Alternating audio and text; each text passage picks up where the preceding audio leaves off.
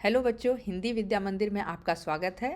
तो आज हम एनसीईआरटी की 9वीं कक्षा के स्पर्श पुस्तक से तुम कब जाओगे अतिथि पाठ पढ़ेंगे। यह पाठ जो है वह शरद जोशी की एक बहुत ही लोकप्रिय कहानी है और इस कहानी में उन्होंने बताया है कि किस प्रकार एक अतिथि आता है, जिससे वहाँ रहने वाले लोग जो है अतिथि से परेशान हो जाते हैं और उन्हें लगता है कब ये अतिथि जाएगा।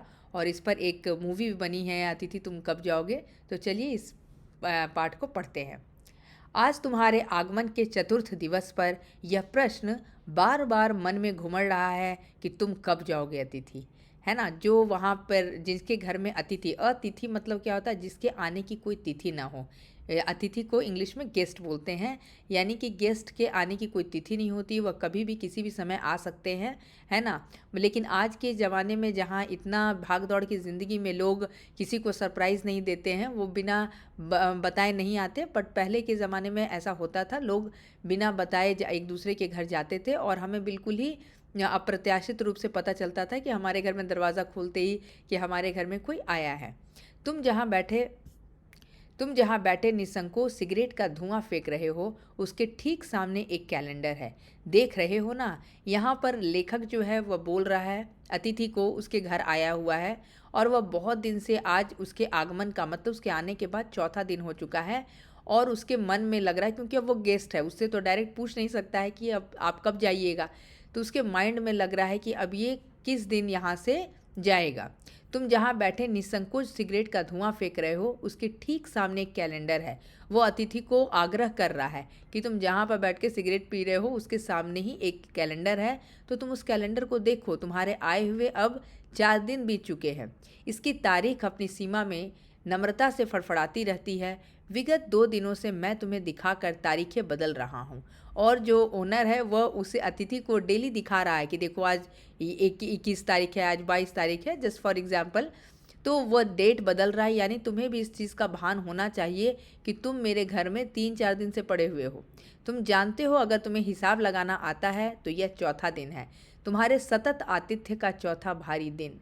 सतत आतिथ्य यानी लगातार उस जो गेस्टिंग का जो वो लोग ट्राई कर रहा है, ठीक है, उसको गेस्ट अच्छा से अच्छा सुविधा उपलब्ध कराने का, उसका चौथा दिन है। पर तुम्हारे जाने की कोई संभावना प्रतीत नहीं होती। लेकिन अब ओनर को क्या टेंशन हो गया है कि वो कुछ बोल ही नहीं रहा है, अपने जाने के विषय में कुछ बात ही नहीं कर रहा है, इसलिए वो उसे बहुत टेंशन हो रहा है। लाखों मील लंबी यात्रा करने के बाद वे दोनों एस्ट्रोनॉट्स भी इतने समय चांद पर नहीं रुके थे जितने समय तुम एक छोटी सी यात्रा कर मेरे घर आए हो। इस लाइन में लेखक ने बहुत ही व्यंग्यात्मक रूप से इस बात को लिखा है कि एक एस्ट्रोनॉट जो चांद पर जाते हैं, जो स्पेस में जाते हैं, वो भी इतने दिन तक चांद पर नहीं रुके थे जब गए थे चांद पर।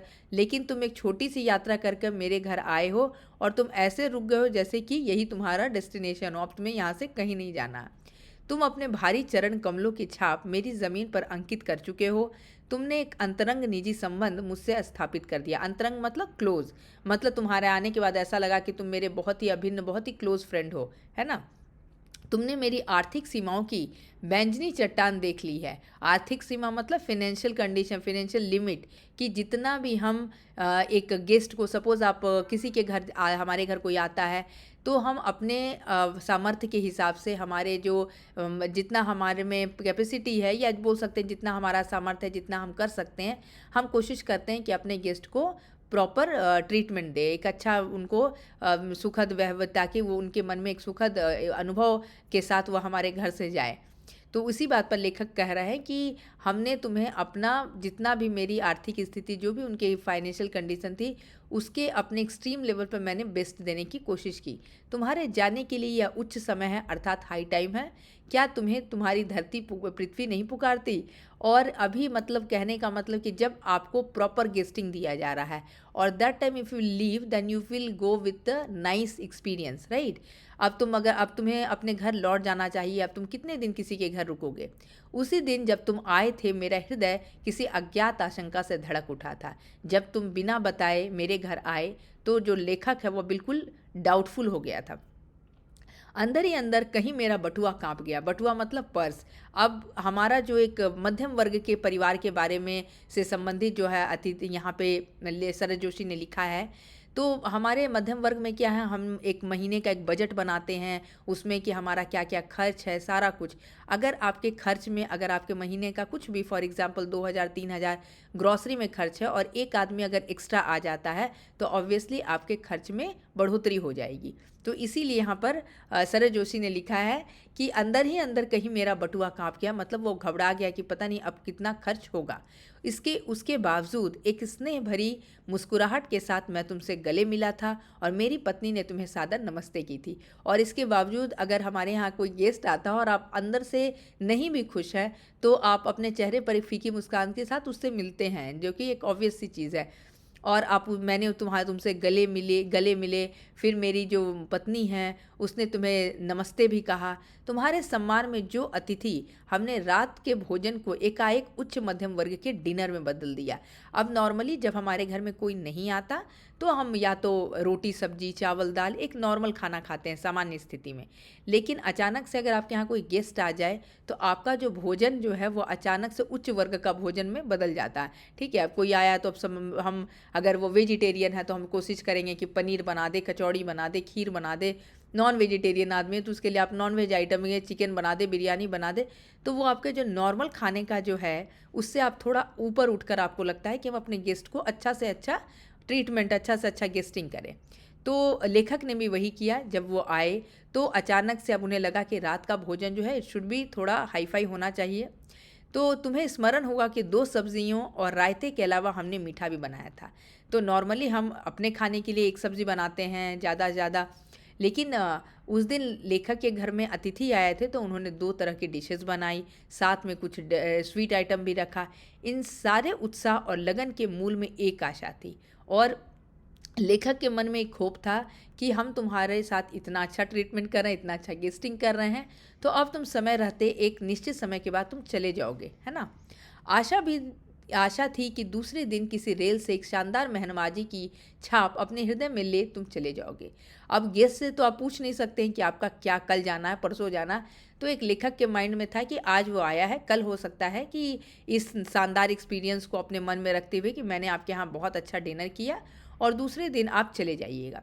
हम तुमसे रुकने के लिए आग्रह करेंगे। फिर होता है ना, जब आप गेस्ट जा रहे हैं तो आप थोड़ा सा बोलने के लिए बोल देते हैं कि अच्छा आप आज रुक जाते तो बड़ा अच्छा लगता, मगर तुम नहीं मानोगे और एक अच्छे अतिथि की तरह चले जाओगे। और बस लेखक जो है मतलब इमेजिन कर रहा है कि मैं तुम्हें बोलता तुम रुक जाओ और फिर तुम नहीं मानते और फिर एक गुड गेस्ट की तरह तुम चले जाते, पर ऐसा हुआ नहीं।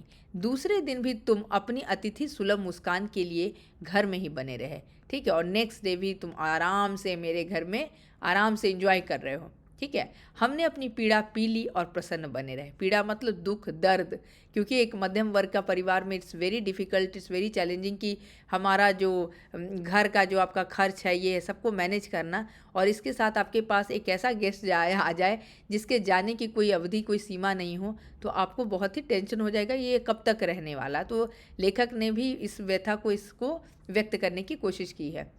और प्रसन्न बने रहे। स्वागत सत्कार के जिस उच्च बिंदु पर हम तुम्हें ले जा चुके थे वहाँ से नीचे उतर हमने फिर दोपहर के भोजन को लंच की गरिमा प्रदान की और रात्रि को तुम्हें सिनेमा दिखाया। तो सेकेंड डे अब अचानक से रात में 2 तरह का सब्जी एक मीठा देने के बाद अगर नेक्स्ट डे उसको बिल्कुल साधारण भोजन देते तो अच्छा नहीं लगता। तो लेखक ने उन्हें दोपहर के भोजन को बिल्कुल लंच इसलिए बोला है क्योंकि जैसे इंग्लिश वर्ड है लंच, तो मतलब प्रॉपर एकदम थोड़ा उसको एक रेड कारपेट रिसेप्शन की तरह बिल्कुल अच्छा एक ट्रीटमेंट देना कह सकते हैं। और रात्रि में उसको मूवी दिखाने के लिए भी ले गया। हमारे सत्कार का यह आखिरी छोर है। आखिरी छोर मतलब this is the last side, last limit, जिससे आगे हम किसी के लिए नहीं बढ़े। और ये दिस इज़ द लास्ट, इससे आगे क्योंकि हमारा जितना औकात है, जितना हम कर सकते हैं उतना ही हम करेंगे, है ना। इसके तुरंत बाद भावभीनी विदाई का वह भाग हुआ क्षण आ जाना चाहिए था जब तुम विदा होते हुए और हम तुम्हें स्टेशन तक छोड़ने आते। और लेखक ने बहुत ही व्यंग्यात्मक रूप से लिखा है कि अब इसके बाद तुम्हें जाना चाहिए था, हम तुम्हें सी ऑफ करने आते और टाटा बाय बाय करके तुम चले जाते, पर तुमने ऐसा नहीं किया। तीसरे दिन की सुबह तुमने मुझसे कहा मैं धोबी को कपड़े देना चाहता हूँ। थर्ड दिन वो क्या बोल रहे हैं लेखक से कि मैं कपड़े देना चाहता हूँ। अब ऑब्वियसली अगर मेरे यहाँ कोई गेस्ट आया है तो वो बिना कपड़े के तो जाएगा नहीं, अपने कपड़े लेकर ही जाएगा।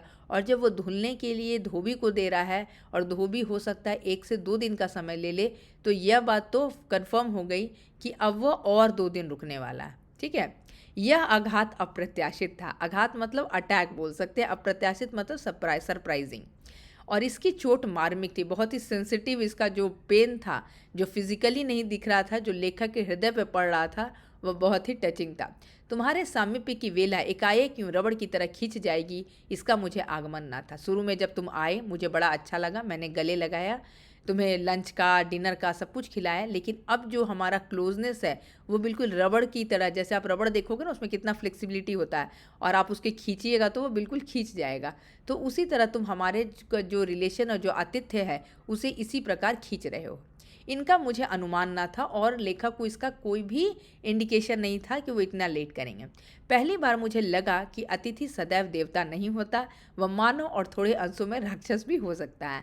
हम लोग अतिथि को अतिथि देवो भव बोलते हैं ना, कि अगर अतिथि आए तो उसको देवता की तरह हम उसको ट्रीटमेंट देना चाहिए, खाना पीना रहना सब कुछ। लेकिन लेखक क्या बोल रहा है कि जिस तरीके से तुम मेरे घर में रुक रहे हो, अब अतिथि नहीं, मुझे तुम में मनुष्य, और कभी कभी तुम मुझे मॉन्स्टर की तरह दिख रहे हो। किसी लॉन्ड्री पर दे देते, जल्दी धुल जाएंगे, मैंने कहा। तो लेखक जो है उसको बोला कि ठीक है, एक ऐसा लॉन्ड्री में देते हैं जो जल्दी जल्दी काम कर दे। मन ही मन एक विश्वास पल रहा था कि तुम्हें जल्दी जाना हो, और लेखक के मन में लगा कि हो सकता है कि तुम्हें भी अपने घर जल्दी जाना हो।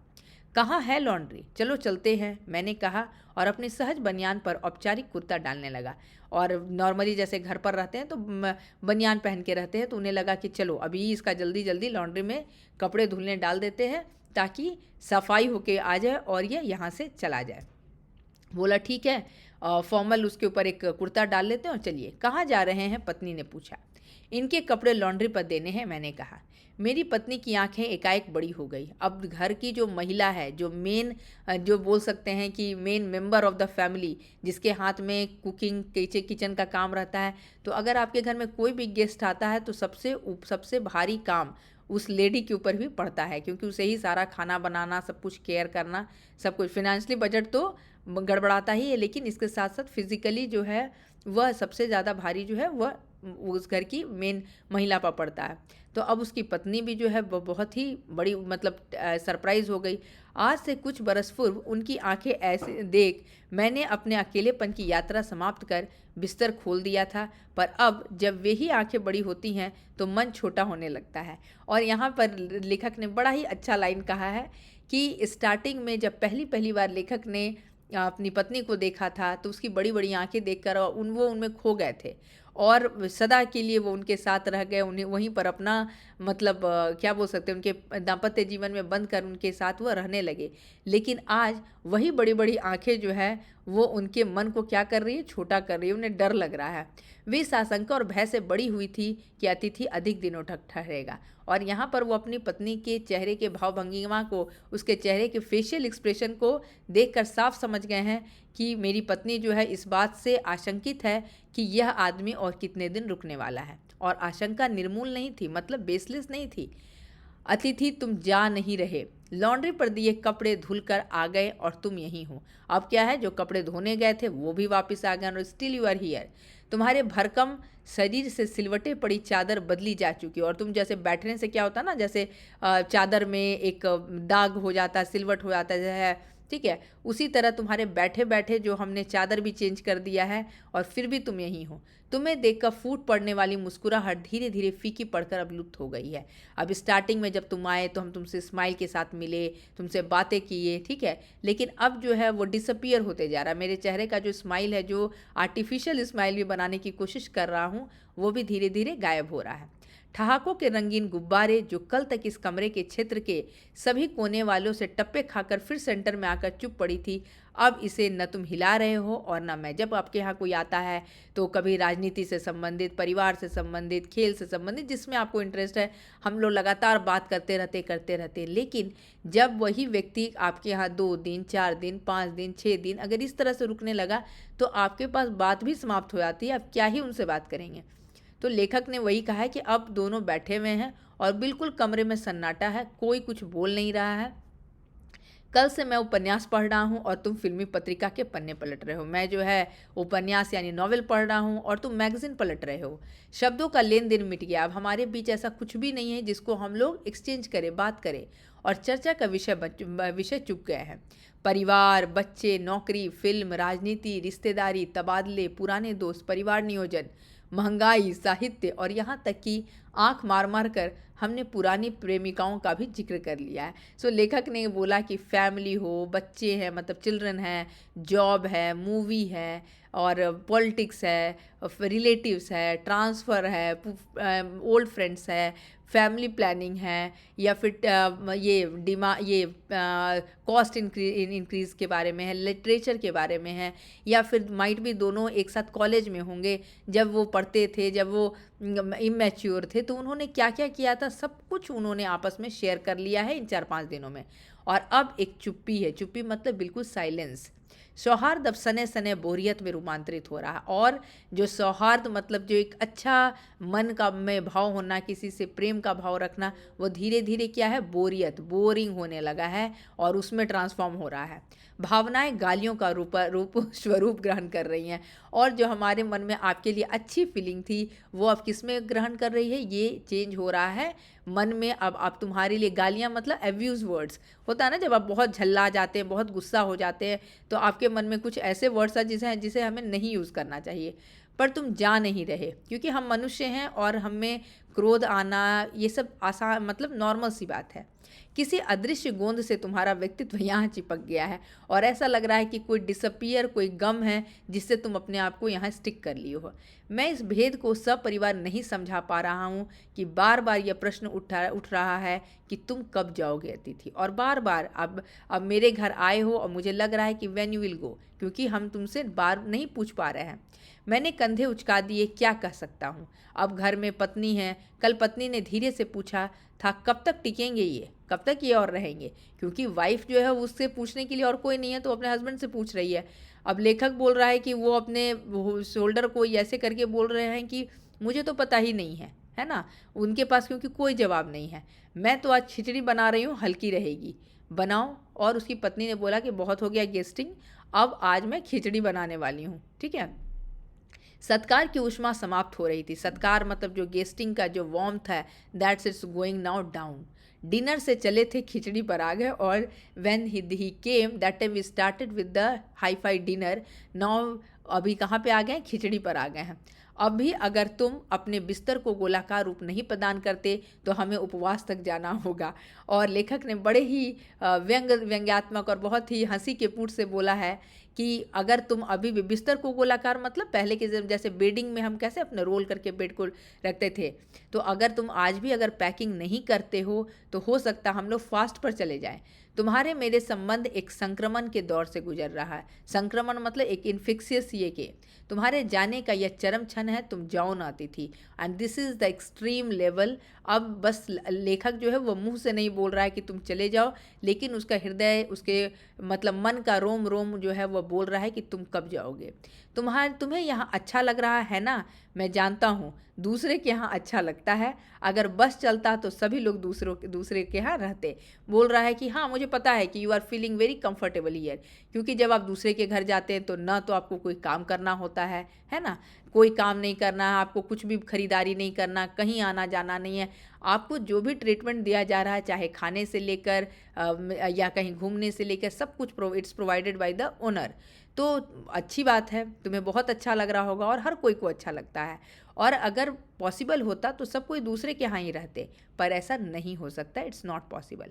अपने घर की महत्ता के गीत इसी कारण गाए हुए गए हैं, और इसीलिए अपने घर जो बोलता है ना, अपना घर का सुख होना। आप कहीं भी चले जाइए, कितने बड़े से बड़े होटल में चले जाइए, या आप ऐसे किसी भी रिलेटिव के यहाँ चले जाइए जो आपको बहुत ही अच्छा गेस्टिंग करे दे, फिर भी आपको अपना घर जितना कंफर्टेबल, आरामदायक जगह और कोई नहीं लगेगा। तुम्हें यहाँ अच्छा लग रहा है, पर सोचो प्रिय कि शराफत की भी कोई चीज़ होती है, और गेट आउट भी एक वाक्य है जो बोला जा सकता है। और लेखक अब इतने ज़्यादा गुस्सा हो गए हैं, अंदर से इतना ज़्यादा उनका मन जो है दुखी और पीड़ा से भर चुका है कि वह बोल रहे हैं कि दिस इज़ मतलब ये मेरा भलमानसी है, मैं अभी शरीफ की तरह तुमको, एक शराफत की तरह तुम्हें नहीं बोल रहा हूँ, बहुत प्रिय अच्छे ढंग से बात कर रहा हूँ, लेकिन अगर तुम इसी तरह रुके रहे तो मुझे एक दिन गेट आउट भी बोलना पड़ सकता है। अपने खर्राटे से एक और आयात गुंजायमान करने के बाद कल जो किरण तुम्हारे बिस्तर पर आएगी वह तुम्हारे यहाँ आगमन के बाद 5वें सूर्य की परिचित किरण होगी। और बोल रहे रात में जो तुम स्नोरिंग करते हो, जो साउंड जो पूरे कमरे में गूंजता है, और उसके नेक्स्ट डे जब तुम उठोगे और सनलाइट होगा तो that will be the 5th day, है ना, वो तुम्हारे यहाँ रुकने का 5वां दिन होगा। वह तुम्हें चूमेगी और तुम घर लौटने का सम्मानपूर्ण निर्णय ले लोगे। और तब तक बाय द टाइम तुम्हारे माइंड में समझ में आ जाएगा कि यह तुम्हारा अपना घर नहीं है, तुम यहाँ गेस्ट हो और तुम चले जाओगे। मेरी सहनशीलता की वह अंतिम सुबह होगी। और मेरे सहनशीलता मतलब किसी भी चीज़ को बेयर करने का, this is the extreme last level. उसके बाद मैं स्टैंड नहीं कर सकूंगा और लड़खड़ा जाऊंगा। और उसके बाद मुश्किल है मेरे खड़ा रहना, और लड़खड़ाना मतलब अनस्टेबल हो जाऊंगा। मेरे अतिथि, मैं जानता हूँ अतिथि देवता होता है, पर आखिर मैं भी मनुष्य हूँ। और बोल रहा है कि मुझे पता है कि अतिथि जो है वो देव की तरह होते हैं, पर देव जो है वो बहुत ही मुश्किल से दर्शन देते हैं, तो तुम भी मुझे मुश्किल से दर्शन दो और चले जाओ, इस तरह से रुको नहीं। मैं कोई तुम्हारी तरह देवता नहीं, एक देवता और एक मनुष्य अधिक देर साथ नहीं रह सकते। और हम लोग दोनों, अगर अतिथि को देव बोला गया है तो तुम अगर देवता और मैं मनुष्य हैं तो हम लोग साथ नहीं रह सकते, क्योंकि मनुष्य का जो थिंकिंग है वो देवता भगवान की तरह नहीं है ना। और तुम लौट जाओ अतिथि, इसी में तुम्हारा देवत्व सुरक्षित रहेगा। और अगर तुम अभी भी 5वें दिन के बाद अगर तुम लौट जाओगे तो ये जो मान्यता है कि अतिथि देव होते हैं, still it will be save. यह मनुष्य हमारे अपनी वारी पर उतरे तो उसके पूर्व तुम लौट जाओ। बोले अपनी वारी पर उतरे मतलब मनुष्य हैं हम डंडे से भी आपकी पिटाई कर सकते हैं, हम अपने मुंह से भी अब्यूज वर्ड बोल सकते हैं। तो कहने का मतलब I just controlling my self. लेखक बोल रहा है कि हम अपने आप को नियंत्रित कर रहे हैं, तब तक आप चले जाइए और इसकी जो गरिमा है आतिथ्य की उसे बनाए रखिए। उफ, तुम कब जाओगे अतिथि। तो यह पाठ जो है यहीं पर समाप्त होता है। और आपने देखा कि पूरे पाठ में लेखक ने किस प्रकार अतिथि को जाने के लिए मन से, मुख से वह कुछ नहीं बोल रहे हैं, बल्कि उनका हृदय जो है वह बार बार यही बोल रहा है कि तुम कब जाओगे अतिथि। और ये एक सामान्य सी प्रक्रिया है, आप कोई भी आपके घर में आ जाए और ऐसा अतिथि जो बिल्कुल मतलब गेस्ट की तरह, आपके अपने परिवार के बारे में नहीं बोल रहे हैं क्योंकि वो अतिथि के अंदर नहीं आते हैं। अतिथि ऐसा जिससे आप एक सर्टेन एक लिमिटेशन में आप रहते हैं और उनसे बात करते हैं, तो आपको बहुत मुश्किल हो जाती है। आपके घर का एक भाग जो है वो कन्फाइंड हुआ था, आप नहीं वहाँ आ जा सकते हैं आसानी से, खाने पीने रहने हर चीज़ में प्रॉब्लम होने लगती है। तो अगर आप किसी के यहाँ गेस्ट बन के जाए या आपके यहाँ कोई गेस्ट बन के आए, तो इन दोनों स्थितियों में अपने मन को बिल्कुल समझाना चाहिए कि अगर आप कहीं जा रहे हैं तो 1 से 2 दिन से ज़्यादा नहीं रुके, क्योंकि यह सामने वाले के लिए भी बहुत मुसीबत हो जाती है ना। तो ये बहुत ही लेखक ने बहुत ही रोचक कहानी लिखी है और इस कहानी के माध्यम से लेखक ने एक बहुत बड़ी सीख दी है।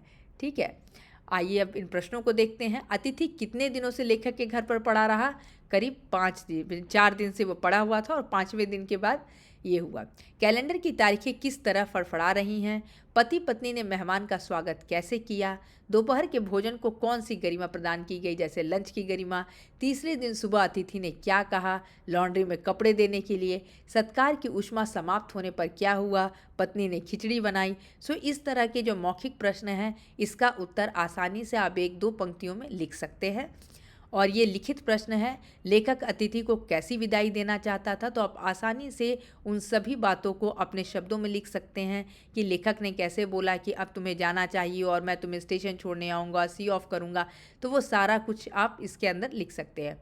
और पाठ में आए निम्नलिखित कथनों की व्याख्या तो ये सारे lines already explain in the chapter. और लास्ट का जो है प्रश्न उत्तर, कौन सा आघात अप्रत्याशित था और उसका लेखक पर क्या प्रभाव पड़ा? संबंधों का संक्रमण के दौर से गुजरना, इस पंक्ति से आप क्या समझते हैं? तो कौन सा आघात अप्रत्याशित था जब लेखक जो बोलता है कि मुझे लॉन्ड्री में कपड़े देना है और वह 2 दिन और रुकेगा, तो यह आघात, यह अटैक उसके लिए सरप्राइजिंग था और इससे लेखक का क्या प्रभाव पड़ा? और संबंध का संक्रमण का दौर से गुजरना मतलब जब एक रिलेशन जो है, एक अच्छा रिलेशन जो है वो कैसे इन्फेक्शियस होते चला गया जब अतिथि जो है वह 3-4 दिन से ज़्यादा रुकने लगा, है ना? तो इन सबको, ये सारे प्रश्न का उत्तर आप आसानी से लिख पाएंगे क्योंकि आई थिंक व्याख्या में, एक्सप्लेनेशन में कोई तरह का प्रॉब्लम नहीं है। आप इस वीडियो को 2 से 3 बार सुनेंगे तो आपको कहानी बिल्कुल अच्छी तरीके से समझ जाएंगे और आप इसे लिखने का प्रयास करेंगे तो आप लिख पाएंगे। तो उसमें मगिंग करने का या याद करने का कोई बात नहीं रहेगा। और इसके बाद भी अगर आपको किसी तरह का कोई परेशानी आता है तो आप कमेंट बॉक्स में लिखिए। मैं आपको जो भी प्रश्न डिफ़िकल्ट लगे तो मैं उसका उत्तर देने का प्रयास करूँगी। आशा करती हूँ कि आज का पाठ आपको बहुत ही मनोरंजनपूर्ण लगा होगा क्योंकि हमारा पाठ ही बहुत रोचक था। तो अगर आपको आज का वीडियो अच्छा लगे तो वीडियो को लाइक कीजिए और हमारे चैनल को सब्सक्राइब कीजिए। आज की कक्षा में जुड़ने के लिए आप सबका बहुत बहुत धन्यवाद।